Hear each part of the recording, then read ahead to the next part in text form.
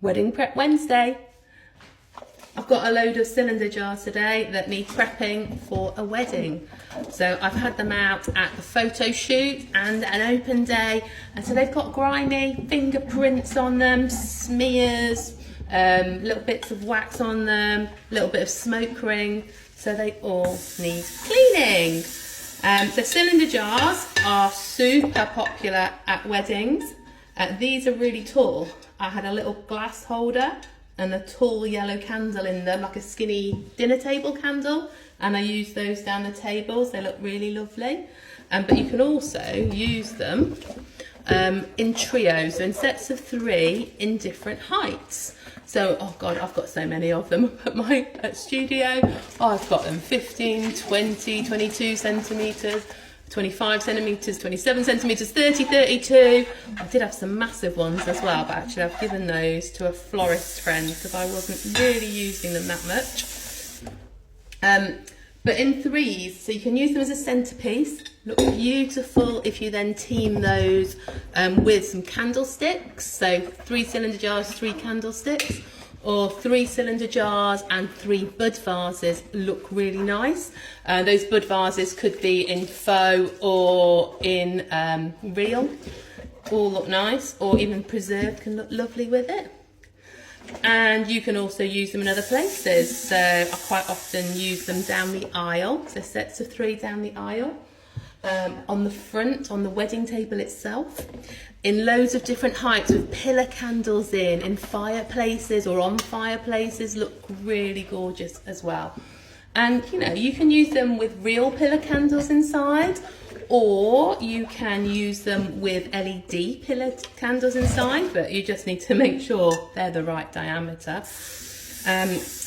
And if you are going to use LED pillar candles inside, get some with your remote controls because it'll make your life a hell of a lot easier. And you can use them in so many different ways. You can have floating candles in them, you can have loads of flowers around them, they're beautiful. So where can you buy them from? So all you DIY brides, I'm sure you've seen them. You can buy them in IKEA really inexpensively, sets of 3. Be careful if you do go down that route, because if you even just tap one, they're quite thin glass, they're quite fragile, so they can chip easily. So if you're going to use the IKEA ones, you need to have a really safe way to transport them. So the way I just clunked that would have smashed one which is really thin glass. So you can get them from IKEA, and I'm sure from like B&M and other places will stock them. You can get them from florist suppliers. So there's a brand called APAC that you can buy from lots of floral suppliers. In the UK there's a big chain called Whittington's, which are a big chain of florist suppliers that you can go to as a regular member of the public. You don't have to be trained. And then you can also I buy Oasis ones, which are a really nice brand. I buy them because they're really nice and thick. So I've got a mixture over the years, but the Oasis ones are definitely my preferred choice now when I'm buying them. They are more expensive, but they last more, and they're better quality. The glass looks nicer. But wherever you get your vases from, you're going to have to do this, I'm afraid. So wherever you buy them from, they will need washing and polishing before you use them for the first time. And I've done this in different ways. I've used like glass cleaner and sort of Microsoft cloths, but in all honesty, I'm awfully sorry, best way is hot soapy water, can't speak. So a bit of washing up liquid, hot soapy water, and it's just washing them up. When you have washed them up, they'll all need drying.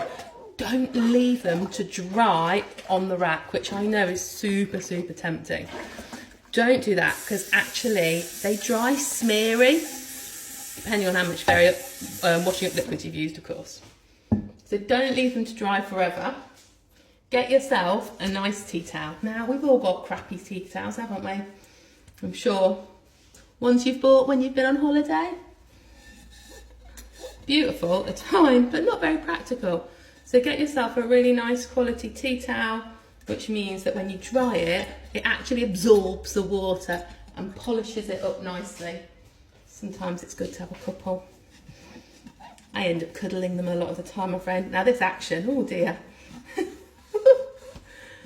Looks a bit fruity, doesn't it? Right, here we go. Really make sure you get that rim nice and clean, because that's where there'll be finger marks even. Hold it up to the glass. Make sure you're smear free, and then they're ready to go. What I would say also is if you are buying them, you're going to have to get that sticky label off, I'm afraid. So it will take a little bit of effort. Soak them in some hot soapy water for a while, helps to get it off. Somebody told me the other day, try a little bit of oil, like bio oil, just to get the sticky stuff off. Not tried it yet, but I might give that a little go and see if that helps next time I've bought things in that I've got to remove it for. So there we go, your cylinder jars. Wednesday is my wedding prep day. I've cleaned my jars. I'm going to dry them all up in a moment. You don't need to watch that, it's not very exciting, but we're ready to rock and roll for our next wedding.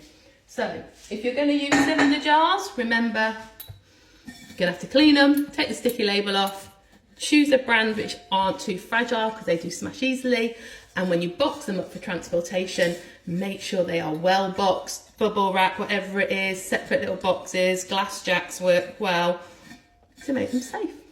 All right, enjoy the rest of your Wednesday, all you wedding planners out there. Bye bye.